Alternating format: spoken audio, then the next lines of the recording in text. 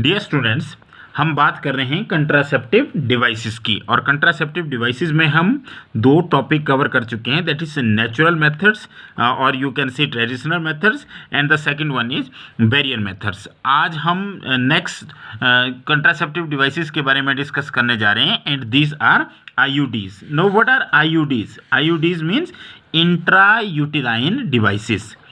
अब वैसे नाम से भी पता लग रहा है कि इंट्रा यूटेराइन तो मतलब यूट्रस के अंदर होगी, that's why these are called as intrauterine devices. सबसे पहली बात, इंट्रा यूटेराइन डिवाइसेस जो होती है वो एक तो इफेक्टिव होती है, दूसरा काफ़ी पॉपुलर भी होती है, और these are ideal for females to delay the pregnancy और स्पेस द चिल्ड्रन। तो मतलब क्या है कि अगर हम देखें तो ये काफ़ी इफेक्टिव भी है, और साथ में क्या है कि पॉपुलर भी है, और दूसरा इनसे क्या कर सकते हैं, प्रेगनेंसी को डिले किया जा सकता है या बच्चों के बीच में स्पेसिंग की जा सकती है। और now these must be inserted by the doctors and expert nurses. जैसे अगर हम बात करें फिजिकल मेथड्स की या बैरियर मेथड्स की, तो उनको सेल्फ इंसर्ट किया जा सकता है, but these are to be inserted by the expert nurses और you can say doctors. Now these are inserted in the uterus through vagina, but these must be inserted by the you can say medical professionals। तो ये barrier और इनके बीच में, हालांकि ये भी एक किस्म का बैरियर ही क्रिएट करते हैं, पर इनको कहाँ पे फिक्स किया जाता है, यूट्रस के अंदर, that's why these are called as intrauterine devices. और ये क्या है, इंडिया में अगर आप देखें तो these are the most widely accepted method of contraceptive. तो अब अगर हम बात करें कि ये किस रूप में अवेलेबल है मार्केट में, तो ये तीन अगर इनके हम फॉर्म्स की डिस्कस करें, तो एक तो नॉन मेडिकेटेड होती है, दूसरी कॉपर रिलीजिंग होती है, और तीसरी हार्मोन रिलीजिंग होती है। जो नॉन मेडिकेटेड होती है उनमें हम बात करेंगे लिप्स लूप की। तो ये है लिप्स लूप। इसमें क्या होता है, जैसे आप डबल एस की अगर हम बात करें, ऐसे एक फिर ये दूसरा, तो इस तरह से डबल एस की शेप में होता है, और इसको कहाँ पे, यूट्रस के अंदर फिट किया जाता है। दूसरा अगर हम बात करें कॉपर रिलीजिंग की, तो जो कॉपर रिलीजिंग होती है, कॉपर रिलीजिंग में अगर हम बात करें तो कॉपर टी, दूसरा copper 7 is also there, and there is multi load 375। तो इस तरह से अलग अलग हमारे पास कंट्रासेप्टिव डिवाइसेस है। अब अगर हम बात करें, जैसे यहाँ पर ये कॉपर टी है और ये मल्टी लोड 375 है। अब हार्मोन रिलीजिंग की अगर हम बात करें तो यहाँ पे होगा Progestasert as well as LNG-20, these are the hormone releasing. अब IUDs कैसे काम करती है, सबसे पहले क्या करती हैं, they cause the phagocytosis of the sperms. मतलब क्या है कि यूट्रस के अंदर जैसे स्पर्म्स पहुंचेंगे थ्रू वेजाइना और सर्विक्स, तो ये क्या करेंगे, उनको खा जाएगी। एक किस्म की फैगोसाइटिस का मतलब है कि उनको एनगल्फ कर लेगी। दूसरा, जो कॉपर आयंस रिलीज होते हैं, जैसे हम कॉपर टी की बात करें तो वहाँ पे कॉपर 2 पॉजिटिव आयन जब रिलीज होते हैं, वो क्या करते हैं, स्पर्म्स की मोटिलिटी मतलब उनकी स्पीड को कम कर देते हैं, और साथ में क्या करते हैं, उनकी फर्टिलाइजिंग कैपेसिटी को भी ख़त्म कर देते हैं। तो ये बात थी इंट्रा यूटेराइन कंट्रासेप्टिव डिवाइसेस की, और जिनको सिंपल IUD भी कहा जाता है, इंट्रा यूटेराइन डिवाइसेस। अगर हमने तीसरे टाइप की बात की, हार्मोन रिलीजिंग की, तो जो हार्मोन रिलीजिंग होते हैं वो क्या करते हैं, वो यूट्रस में ऐसी चेंजेस लाते हैं जिससे uterus becomes unavailable for the implantation, as well as you can say the cervix become hostile for the sperms. तो ये थी IUD means intrauterine devices, जिसमें हमने बात की नॉन मेडिकेटेड की। नॉन मेडिकेटेड में हमने बात की लिप्स लूप की। कॉपर रिलीजिंग में हमने कॉपर टी, कॉपर 7 और मल्टी लोड 375 की बात की। और हार्मोन रिलीजिंग में हमने बात की LNG-20 और प्रोजेस्टेसर्ट के बारे में हमने बात की। अब इसके बाद जो नेक्स्ट कैटेगरी है, दैट इज ओरल कंट्रासेप्टिव्स। ओरल जैसे नाम से भी पता लग रहा है, ओरल का मतलब है इनको गोलियों के रूप में खाया जाता है, मुंह से लिया जाता है, और small doses of either progesterone और प्रोजेस्ट्रोजन एस्ट्रोजन का कम्बिनेशन होता है। ये ओरल कंट्रासेप्टिव के रूप में लिया जाता है, और इनको क्या करते हैं, इनको टेबलेट के रूप में लिए जाते हैं, that's why these are also called as pills. तो उन जो कंट्रासेप्टिव पिल्स है तो उनमें आप कह सकते हैं कि प्रोजेस्ट्रोजन और प्रोजेस्ट्रोजन, या तो सिंपल प्रोजेस्ट्रोजन की डोज होती है उनमें, या प्रोजेस्ट्रोजन और एस्ट्रोजन के कम्बिनेशन होता है और उनको टैबलेट की फॉर्म में लिया जाता है। That's why they are called as pills. अब इनकी कितनी dose, this is very important. Dose के लिए क्या होता है, जैसे ही मेंस्ट्रुअल साइकिल स्टार्ट होता है तो उसके फर्स्ट 5 डेज के अंदर से आपको स्टार्ट करनी होती है, और तकरीबन कितने दिन के लिए, 21 डेज के लिए। अगर हम 21 डेज की बात करते हैं तो आपको होता है कि ह्यूमन के केस में जो लाइफ मेंस्ट्रुअल साइकिल होता है वो 28 या 29 डेज का होता है। तो इसका मतलब है कि जब मेंस्ट्रुएशन होती है तो उस टाइम इसमें गैप दिया जाता है ड्यूरिंग द मेंस्ट्रुएशन, मतलब मेंस्ट्रुअल जो फेज होता है जिसे मेंसेस भी कहते हैं, उस टाइम 7 दिन जो है इनको नहीं लिया जाता। उसके बाद फिर से साइकिल को क्या किया जाता है, रिपीट किया जाता है। तो ये बात थी ओरल कंट्रासेप्टिव्स की। अब ओरल कंट्रासेप्टिव्स कैसे काम करती है, एक्शन या वर्किंग? तो सबसे पहले क्या करती है, दे प्रिवेंट द ओवुलेशन, मतलब ओवुलेशन को क्या कर देगी, वो इनहिबिट कर देगी। ओवुलेशन का मतलब एग रिलीज ही नहीं होगा। क्यों? क्योंकि इनमें हार्मोन्स होते हैं, और आपको पता है कि जो मिडल ऑफ द साइकिल में ओवुलेशन होती है उस टाइम LH और FSH का लेवल हाई होना चाहिए। तो जब हार्मोन में वेरिएशन होगी तो ओवुलेशन क्या कर जाएगी, इनहिबिट हो जाएगी। दूसरा, यूट्रस जो होगा वो इम्प्लांटेशन के लिए तैयार नहीं होगा, तो इम्प्लांटेशन को भी इनहिबिट करती है। दूसरा, इसके अलावा एक और काम करती है, आपको पता है कि जो सर्वाइकल म्यूकस है उसकी क्वालिटी को क्या कर देती है, अल्टर कर देती है, जिससे स्पर्म की एंट्री क्या हो जाएगी, वो रिटायर्ड हो जाएगी। तो इस तरह से ये ओरल कंट्रासेप्टिव्स या जिन्हें हम पिल्स कहते हैं वो काम करते हैं। अगर आजकल एक डेवलप की गई है जिसे कहते हैं सहेली। सहेली क्या है, it is a non steroidal preparation है, और इसको कहा जाता है वंस इन अ वीक। जैसे आपने पढ़ा कि इनको 5th डे से लगभग 21 दिन लगातार लेना होता है, उसके बाद 7 दिन का गैप दिया जाता है। लेकिन जो सहेली है ये नॉन स्टीरॉयडल प्रेपरेशन है, और इसको वीक में 1 दिन लिया जा सकता है। या तो इसके बिल्कुल साइड इफ़ेक्ट नहीं होते या बहुत ही कम होते हैं, और इसकी जो कंट्रासेप्टिव वैल्यू है वो भी कंपेरेटिवली कैसी है, हाई है। तो अभी हमने बात की IUDs की, और साथ में हमने बात की ओरल कंट्रासेप्टिव्स की। अब हम बात करेंगे इंजेक्शंस, या आपको पता है कि इंजेक्टिबल्स भी बोला था हमने, और इम्प्लांट्स। इम्प्लांट्स का मतलब क्या है कि स्किन के नीचे इनको इम्प्लांट कर दिया जाता है या इंजेक्शन के रूप में इनको यूज़ किया जाता है। तो ये फिर से वही बात होगी कि या तो प्रोजेस्ट्रोजन अकेले, या उनको किसके कम्बिनेशन में लिया जाता है, एस्ट्रोजन के कम्बिनेशन में लिया जाता है, और इनको आप इंजेक्शन के फॉर्म में या इम्प्लांट के फॉर्म में स्किन के अंदर जो है इनको फिट कर सकते हैं, इम्प्लांट कर सकते हैं। और ये क्या करते हैं, इनका एक्शन बिल्कुल पिल्स की तरह है कि या तो ओवुलेशन को रोक देंगे, या इम्प्लांटेशन को रोक देंगे, या जो सर्विक्स का म्यूकस है उसके नेचर को चेंज कर देते हैं। पर ये थोड़ा जो इनका इफेक्टिवनेस है उनसे ज़्यादा होती है। These are effective for the longer period. अब अगर हम बात करें तो जो administration of progestogen and progestogen estrogen combination और IUD की अगर हम बात करें तो इसमें एक इनको इमरजेंसी कंट्रासेप्टिव के रूप में भी लिया जा सकता है। अब इमरजेंसी कंट्रासेप्टिव की जरूरत क्यों पड़ती है? जैसे सबसे पहले हमारे पास आ गया कि इन केस ऑफ रेप, तो उसको जो पॉसिबल प्रेगनेंसी है उसको अवॉइड करने के लिए जो विक्टिम होता है उसको 72 आवर्स के अंदर या तो उसमें इम्प्लांट लगा दिए जाएंगे, या ये इन IUDs यूज़ कर दी जाएगी ताकि जो पॉसिबल प्रेगनेंसी है उसको रोका जा सके। या एक और है इमरजेंसी के केस में कि कैजुअल और अनप्रोटेक्टेड अगर इंटरकोर्स हो तो तब भी इनका एडमिनिस्ट्रेशन जो है वो 72 आवर्स के अंदर हो जाना चाहिए to avoid the possible pregnancy. अब लास्टली हम बात करेंगे सर्जिकल मेथड्स की। सर्जिकल मेथड का मतलब है ऑपरेशन, या इसको आप बोल सकते हैं स्टरलाइजेशन। और स्टरलाइजेशन आपको होता है कि मेल स्टरलाइजेशन होती है और फीमेल स्टरलाइजेशन होती है। इसमें बेसिकली क्या है कि ये एक टर्मिनल मेथड है जो फ्यूचर प्रेगनेंसी को रोकता है, मतलब इसके बाद जो है प्रेगनेंसीज पॉसिबल नहीं है, मतलब ये इसके रिवर्सिबल होने के चांस बहुत ही कम होते हैं। इसमें क्या करेंगे, जो गैमेट गैमेट्स होता है, चाहे मेल गैमेट हो चाहे फीमेल गैमेट है, उसके ट्रांसपोर्ट को क्या कर देंगे, ब्लॉक कर देंगे, जिससे फर्टिलाइजेशन नहीं होगी और फिर ना जा करके कंसेप्शन के कोई चांसेस नहीं होंगे।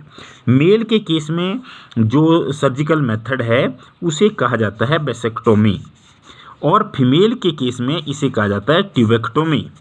अब वेसेक्टोमी क्यों कहते हैं, क्योंकि आपको पता है, जैसे आप इस डायग्राम में देख रहे हैं, इसमें क्या करते हैं, जो वास डिफरेंस है, ये आप देख रहे हैं कि ये वास डिफरेंस कंटिन्यू था नीचे को, इसमें क्या करें, एक कट लगा दिया जाता है और कट के बाद इसको क्या कर दिया जाता है, अपोजिट साइड को टाई कर दिया जाता है, ताकि इस आपको पता है कि स्पर्म की प्रोडक्शन यहाँ पर होगी, तो यहाँ से वो मूव करते हैं and through penis they will enter into the vagina और फीमेल रिप्रोडक्टिव टाइप पर जब यहाँ पे स्पर्म्स बनेंगे और जब आप यहाँ से उसको वास डिफरेंस को कट कर देंगे तो यहाँ से आगे उनके पास होने के कोई चांस नहीं होंगे। और इसके लिए क्या करते हैं, जो स्कॉटल सैक होता है उसमें एक स्मॉल कट लगाते हैं और फिर वास डिफरेंस को काट करके क्या कर देते हैं, उसको टाई कर देते हैं, ताकि इस डक्ट को ब्लॉक किया जा सके और स्पर्म के ट्रांसपोर्ट को रोका जा सके। तो this is vasectomy and vasectomy is done in case of males.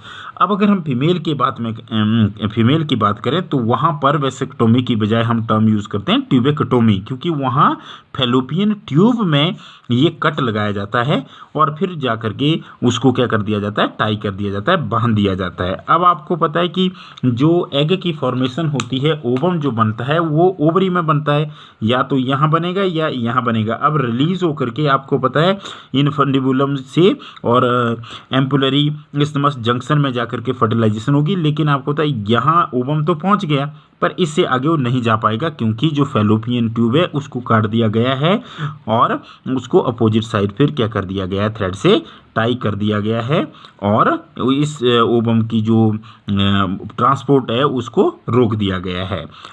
जैसे मेल के केस में स्कॉटल सैक में स्मॉल इंसिजन किया जाता है, यहाँ पर या तो एब्डोमेन में कट लगाया जाता है या वेजाइना के थ्रू भी इसको ऑपरेट किया जा सकता है।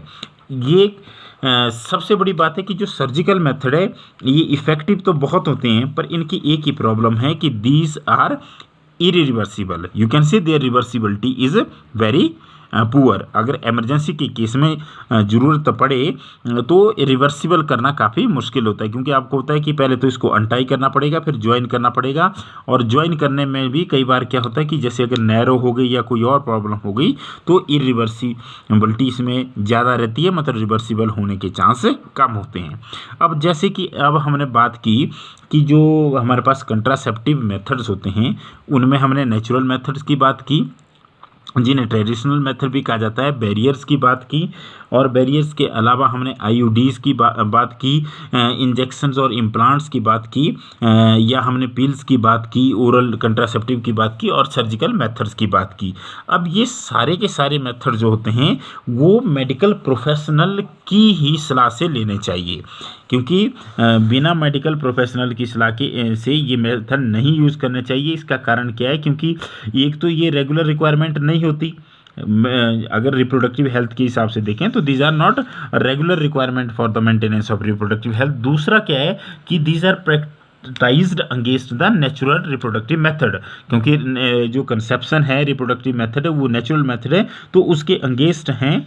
और तीसरा क्या है कि इनसे पॉपुलेशन तो चेक हो सकती है, जो अनकंट्रोल्ड पॉपुलेशन है उस पर चेक किया जा सकता है, पर इनके साइड इफ़ेक्ट्स होते हैं। क्या साइड इफ़ेक्ट होते हैं, जैसे फीमेल्स के केस में नोजिया मतलब सिर चकराना, या एब्डोमिनल पेन हो सकती है, एब्डोमिनल पेन हो सकती है, या ब्लीडिंग हो सकती है, या जो मेंस्ट्रुअल साइकिल है वो इरेगुलर हो जाएगा, और इवन क्या होता है कि जो ब्रेस्ट कैंसर है उसके चांसेस भी बढ़ जाते हैं। तो इस तरह से ये मेथड की सिलेक्शन कौन सा मेथड कब अडॉप्ट करना है, इसके लिए मेडिकल प्रोफेशनल की सलाह लेना सबसे ज़रूरी है। तो अब हमारे पास जो नेक्स्ट वीडियो होगा उसमें हम डिस्कस करेंगे MTP, that is medical termination of pregnancy. तो उसके बारे में हम नेक्स्ट वीडियो में बात करेंगे। Thank you very much. Dear students, हम बात कर रहे हैं कंट्रासेप्टिव डिवाइसेस की, और कंट्रासेप्टिव डिवाइसेस में हम दो टॉपिक कवर कर चुके हैं, दैट इज नेचुरल मेथड्स और यू कैन से traditional methods, and the second one is barrier methods. आज हम नेक्स्ट कंट्रासेप्टिव डिवाइसेस के बारे में डिस्कस करने जा रहे हैं, and these are IUDs. Now what are IUDs? IUDs means intrauterine devices. अब वैसे नाम से भी पता लग रहा है कि इंट्रा यूटेराइन तो मतलब यूट्रस के अंदर होगी, that's why these are called as intrauterine devices. सबसे पहली बात, इंट्रा यूटेराइन डिवाइसेस जो होती है वो एक तो इफेक्टिव होती है, दूसरा काफ़ी पॉपुलर भी होती है, और these are ideal for females to delay the pregnancy और स्पेस द चिल्ड्रन। तो मतलब क्या है कि अगर हम देखें तो ये काफ़ी इफेक्टिव भी है, और साथ में क्या है कि पॉपुलर भी है, और दूसरा इनसे क्या कर सकते हैं, प्रेगनेंसी को डिले किया जा सकता है या बच्चों के बीच में स्पेसिंग की जा सकती है। और now these must be inserted by the doctors and expert nurses. जैसे अगर हम बात करें फिजिकल मेथड्स की या बैरियर मेथड्स की, तो उनको सेल्फ इंसर्ट किया जा सकता है, but these are to be inserted by the expert nurses और you can say doctors. Now these are inserted in the uterus through vagina, but these must be inserted by the you can say medical professionals. तो ये barrier और इनके बीच में, हालांकि ये भी एक किस्म का बैरियर ही क्रिएट करते हैं, पर इनको कहाँ पे फिक्स किया जाता है, यूट्रस के अंदर, that's why these are called as intrauterine devices. और ये क्या है, इंडिया में अगर आप देखें तो these are the most widely accepted method of contraceptive. तो अब अगर हम बात करें कि ये किस रूप में अवेलेबल है मार्केट में, तो ये तीन अगर इनके हम फॉर्म्स की डिस्कस करें, तो एक तो नॉन मेडिकेटेड होती है, दूसरी कॉपर रिलीजिंग होती है, और तीसरी हार्मोन रिलीजिंग होती है। जो नॉन मेडिकेटेड होती है उनमें हम बात करेंगे लिप्स लूप की, तो ये है लिप्स लूप। इसमें क्या होता है, जैसे आप डबल एस की अगर हम बात करें, ऐसे एक फिर ये दूसरा, तो इस तरह से डबल एस की शेप में होता है, और इसको कहाँ पे, यूट्रस के अंदर फिट किया जाता है। दूसरा अगर हम बात करें कॉपर रिलीजिंग की, तो जो कॉपर रिलीजिंग होती है, कॉपर रिलीजिंग में अगर हम बात करें तो कॉपर टी, दूसरा copper 7 is also there, and there is multi load 375। तो इस तरह से अलग अलग हमारे पास कंट्रासेप्टिव डिवाइसेस है। अब अगर हम बात करें, जैसे यहाँ पर ये कॉपर टी है और ये मल्टी लोड 375 है। अब हार्मोन रिलीजिंग की अगर हम बात करें तो यहाँ पे होगा Progestasert as well as LNG-20, this are the hormone releasing. अब IUDs कैसे काम करती है, सबसे पहले क्या करती हैं, they cause the phagocytosis of the sperms. मतलब क्या है कि यूट्रस के अंदर जैसे स्पर्म्स पहुंचेंगे थ्रू वेजाइना और सर्विक्स, तो ये क्या करेंगे, उनको खा जाएगी। एक किस्म की फैगोसाइटिस का मतलब है कि उनको एनगल्फ कर लेगी। दूसरा, जो कॉपर आयंस रिलीज होते हैं, जैसे हम कॉपर टी की बात करें तो वहाँ पे कॉपर 2 पॉजिटिव आयन जब रिलीज होते हैं, वो क्या करते हैं, स्पर्म्स की मोटिलिटी मतलब उनकी स्पीड को कम कर देते हैं, और साथ में क्या करते हैं, उनकी फर्टिलाइजिंग कैपेसिटी को भी ख़त्म कर देते हैं। तो ये बात थी इंट्रा यूटेराइन कंट्रासेप्टिव डिवाइसेस की, और जिनको सिंपल IUD भी कहा जाता है, इंट्रा यूटेराइन डिवाइसेस। अगर हमने तीसरे टाइप की बात की, हार्मोन रिलीजिंग की, तो जो हार्मोन रिलीजिंग होते हैं वो क्या करते हैं, वो यूट्रस में ऐसी चेंजेस लाते हैं जिससे uterus becomes unavailable for the implantation, as well as you can say the cervix become hostile for the sperms. तो ये थी IUD means intrauterine devices, जिसमें हमने बात की नॉन मेडिकेटेड की। नॉन मेडिकेटेड में हमने बात की लिप्स लूप की।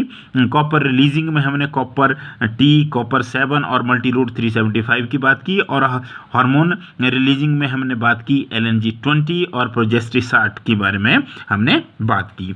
अब इसके बाद जो नेक्स्ट कैटेगरी है, दैट इज ओरल कंट्रासेप्टिव्स। ओरल जैसे नाम से भी पता लग रहा है, ओरल का मतलब है इनको गोलियों के रूप में खाया जाता है, मुंह से लिया जाता है, और small doses of either progesterone और प्रोजेस्ट्रोजन एस्ट्रोजन का कम्बिनेशन होता है, ये ओरल कंट्रासेप्टिव के रूप में लिया जाता है। और इनको क्या करते हैं, इनको टैबलेट के रूप में लिए जाते हैं, that's why these are also called as pills.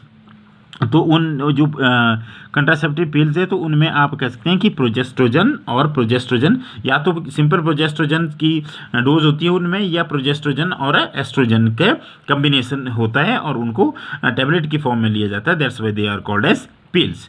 अब इनकी कितनी dose, this is very important. Dose के लिए क्या होता है, जैसे ही मेंस्ट्रुअल साइकिल स्टार्ट होता है तो उसके फर्स्ट 5 डेज के अंदर से आपको स्टार्ट करनी होती है, और तकरीबन कितने दिन के लिए, 21 डेज के लिए। अगर हम 21 डेज की बात करते हैं तो आपको होता है कि ह्यूमन के केस में जो लाइफ मेंस्ट्रुअल साइकिल होता है वो 28 या 29 डेज का होता है। तो इसका मतलब है कि जब मेंस्ट्रुएशन होती है तो उस टाइम इसमें गैप दिया जाता है ड्यूरिंग द मेंस्ट्रुएशन, मतलब मेंस्ट्रुअल जो फेज होता है जिसे मेंसेस भी कहते हैं, उस टाइम 7 दिन जो है इनको नहीं लिया जाता, उसके बाद फिर से साइकिल को क्या किया जाता है, रिपीट किया जाता है। तो ये बात थी ओरल कंट्रासेप्टिव्स की। अब ओरल कंट्रासेप्टिव्स कैसे काम करती है, एक्शन या वर्किंग? तो सबसे पहले क्या करती है, दे प्रिवेंट द ओवुलेशन, मतलब ओवुलेशन को क्या कर देगी, वो इनहिबिट कर देगी। ओवुलेशन का मतलब एग रिलीज ही नहीं होगा। क्यों? क्योंकि इनमें हार्मोन्स होते हैं, और आपको पता है कि जो मिडल ऑफ द साइकिल में ओवुलेशन होती है उस टाइम LH और FSH का लेवल हाई होना चाहिए। तो जब हार्मोन में वेरिएशन होगी तो ओवुलेशन क्या कर जाएगी, इनहिबिट हो जाएगी। दूसरा, यूट्रस जो होगा वो इम्प्लांटेशन के लिए तैयार नहीं होगा, तो इम्प्लांटेशन को भी इनहिबिट करती है। दूसरा, इसके अलावा एक और काम करती है, आपको पता है कि जो सर्वाइकल म्यूकस है उसकी क्वालिटी को क्या कर देती है, अल्टर कर देती है, जिससे स्पर्म की एंट्री क्या हो जाएगी, वो रिटार्ड हो जाएगी। तो इस तरह से ये ओरल कंट्रासेप्टिव्स या जिन्हें हम पिल्स कहते हैं वो काम करते हैं। अगर आजकल एक डेवलप की गई है जिसे कहते हैं सहेली। सहेली क्या है, it is a non steroidal preparation है, और इसको कहा जाता है वंस इन अ वीक। जैसे आपने पढ़ा कि इनको 5th डे से लगभग 21 दिन लगातार लेना होता है, उसके बाद 7 दिन का गैप दिया जाता है। लेकिन जो सहेली है ये नॉन स्टीरॉयडल प्रेपरेशन है, और इसको वीक में 1 दिन लिया जा सकता है, या तो इसके बिल्कुल साइड इफ़ेक्ट नहीं होते या बहुत ही कम होते हैं, और इसकी जो कंट्रासेप्टिव वैल्यू है वो भी कंपेरेटिवली कैसी है, हाई है। तो अभी हमने बात की IUDs की, और साथ में हमने बात की ओरल कंट्रासेप्टिव्स की। अब हम बात करेंगे इंजेक्शंस, या आपको पता है कि इंजेक्टिबल्स भी बोला था हमने, और इम्प्लांट्स। इम्प्लांट्स का मतलब क्या है कि स्किन के नीचे इनको इम्प्लांट कर दिया जाता है, या इंजेक्शन के रूप में इनको यूज़ किया जाता है। तो ये फिर से वही बात होगी कि या तो प्रोजेस्ट्रोजन अकेले, या उनको किसके कम्बिनेशन में लिया जाता है, एस्ट्रोजन के कम्बिनेशन में लिया जाता है, और इनको आप इंजेक्शन के फॉर्म में या इम्प्लांट के फॉर्म में स्किन के अंदर जो है इनको फिट कर सकते हैं, इम्प्लांट कर सकते हैं। और ये क्या करते हैं, इनका एक्शन बिल्कुल पिल्स की तरह है कि या तो ओवुलेशन को रोक देंगे, या इम्प्लांटेशन को रोक देंगे, या जो सर्विक्स का म्यूकस है उसके नेचर को चेंज कर देते हैं। पर ये थोड़ा जो इनका इफेक्टिवनेस है उनसे ज़्यादा होती है। These are effective for the longer period. अब अगर हम बात करें तो जो administration of progestogen and progestogen estrogen combination और IUD की अगर हम बात करें तो इसमें एक इनको इमरजेंसी कंट्रासेप्टिव के रूप में भी लिया जा सकता है। अब इमरजेंसी कंट्रासेप्टिव की जरूरत क्यों पड़ती है? जैसे सबसे पहले हमारे पास आ गया कि इन केस ऑफ रेप, तो उसको जो पॉसिबल प्रेगनेंसी है उसको अवॉइड करने के लिए जो विक्टिम होता है उसको 72 आवर्स के अंदर या तो उसमें इम्प्लांट लगा दिए जाएंगे, या ये इन IUDs यूज़ कर दी जाएगी ताकि जो पॉसिबल प्रेगनेंसी है उसको रोका जा सके। या एक और है इमरजेंसी के केस में कि कैजुअल और अनप्रोटेक्टेड अगर इंटरकोर्स हो तो तब भी इनका एडमिनिस्ट्रेशन जो है वो 72 आवर्स के अंदर हो जाना चाहिए to avoid the possible pregnancy. अब लास्टली हम बात करेंगे सर्जिकल मेथड्स की। सर्जिकल मेथड का मतलब है ऑपरेशन, या इसको आप बोल सकते हैं स्टरलाइजेशन। और स्टरलाइजेशन आपको होता है कि मेल स्टरलाइजेशन होती है और फीमेल स्टरलाइजेशन होती है। इसमें बेसिकली क्या है कि ये एक टर्मिनल मेथड है जो फ्यूचर प्रेगनेंसी को रोकता है, मतलब इसके बाद जो है प्रेगनेंसीज पॉसिबल नहीं है, मतलब ये इसके रिवर्सिबल होने के चांस बहुत ही कम होते हैं। इसमें क्या करेंगे, जो गैमेट्स होता है चाहे मेल गैमेट हो चाहे फीमेल गैमेट है, उसके ट्रांसपोर्ट को क्या कर देंगे, ब्लॉक कर देंगे, जिससे फर्टिलाइजेशन नहीं होगी और फिर ना जा कर के कंसेप्शन के कोई चांसेस नहीं होंगे। मेल के केस में जो सर्जिकल मेथड है उसे कहा जाता है वेसेक्टोमी, और फीमेल के केस में इसे कहा जाता है ट्यूबेक्टोमी।